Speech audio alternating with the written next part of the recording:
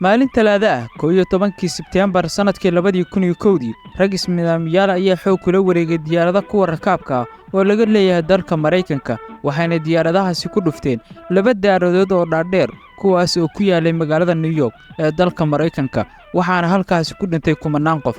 weerarkaasi Mareykanku waxa uu ku tilmaamay kii ugu xumaa qarniyadan ka dhacay dalkiisa isagoona sheegay inay u argudi doonaan sida ugu dhaqsiyaha badan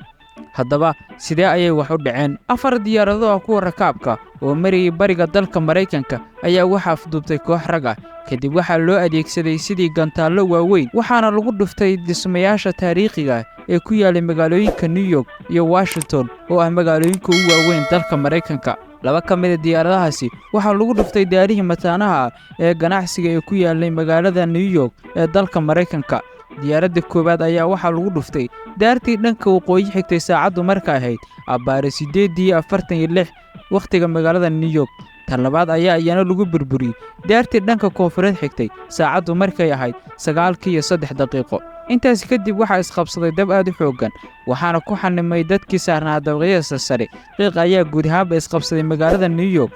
wax ka yar 2 saacadood ayaa labadii dabaq ee 110 biyaana ka koobnaa lagu burburiyay halkaas kuna basbeeleen waxayna ka tageen boor sida daruurigii cirka isku shareeray diyaaradda saddexaad ayaa iyana abbaara 9:37 daqiiqo ku burburtay dhanka galbeed ee wasaaradda difaaca Mareykanka ee Pentagon-ka kuna taal banaanka magaalada caasimadda ah ee Washington DC haddaba imise qof ayaa ku dhintay weerarka dadka ku dhintay weerarkaasi ayaa waxa ay gaarayeen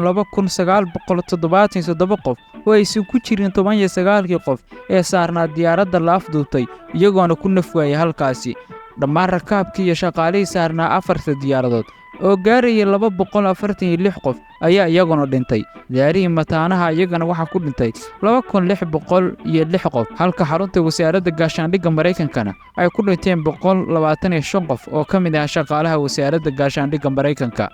markii ay diyaaraddii koowaad qaraxday dad lagu qiyaasay 17400 ayaa ku jiray gudaha dhismayaasha daartii xigtay dhanka waqooyi qofna kama badbaadin dadkii ku jiray dabaqyadii sare ee ka sarreeyay halka ay diyaaraddu kaga dhacday daartii koonfureed waxa iyadana dabaqyada sare ka badbaaday 18 qof oo kaliya dadka weerarkaasi ku dhintay ayaa waxay ka soo kala jeedeen 77 dal oo caalamka ah waxaana sidoo kale halkaasi ku dhintay 441 qof oo ugu soo gurmaday magaalada New York kumanaan qof ayaa ku dhaawacmay iyadoo dadka qaarna ay markii dambe xanuunsadeen waxaana dadkaasi ka mid ah dad dabdamiska ku sumoomay dawladda Mareykanka ayaa weerarkaasi ku eedeysay in Al-Qaacida ay ka soo qorshaysay dalka Afghanistan Al-Qaacida oo hogaaminayay Osama bin Laden ayaa Mareykanka iyo xulafadiisa ku eedeeyay inay wadaan dagaal ka dhan ah caalamka Islaamka 19 qof ee diyaaradaha afduubtay ayaa ka koobnaa 3 kooxood oo kooxdiba ay ka kooban tahay 5 qof halka koox kalena ay ka koobneed 4 xubnood kooxda afarta ayaa kuwii afduubtay diyaarad ku burburtay meel bannaan ah koox kasta waxa ku jiray hal qof oo loo tababaray si diyaaradda loo wado waxayna ku barteen iskoolada ku yaala dalka Mareykanka 15 ka mid ah dadka diyaaradda afduubtay ayaa ka soo jeeday Sacuudiga labana waxa ay ka soo jeedeen Imaaraadka Carabta midna waxa uu dhashay dalka Masar halka midka kalena uu dhashay dalka Lebanon taasi oo ka dhigan in dhammaan dadkaasi ay ahaayeen dad Carab ah haddaba sidee ayuu Mareykanku uga jawaabay weerarkaasi muddo bil ka yar weerarkii kadib madaxweynihii dalka Mareykanka oo lagu magacaabi jiray George Bush waxa uu duulaa ku qaaday dalka Afghanistan isagoo gacan ka helay isbahaysiyo caalami ah si loo soo dabar jaro shabakadda Al-Qaacida loona soo qabto Osama bin Laden si kastaba ha ahaatee laguma guulaysan in la soo qabto Osama bin Laden wixii ka horreeyay 2001 markaas oo uu Mareykanku ku dilay dalka Pakistan wixii weerarkaasi ka dambeeyay ammaanka duulimaadyada caalamiga ah ee dalka Mareykanka ayaa la adkeeyay Mareykankana waxaa si gaar ah loo adkeeyay garoomada iyo sidoo kale diyaaradaha in ka badan 8 bilood ayay qaadatay in la nadiifiyo goobtii ay ku dumeen daarihii mataanaha madaxaf lagu xasuusto dadkii halkaas ku nafwaayay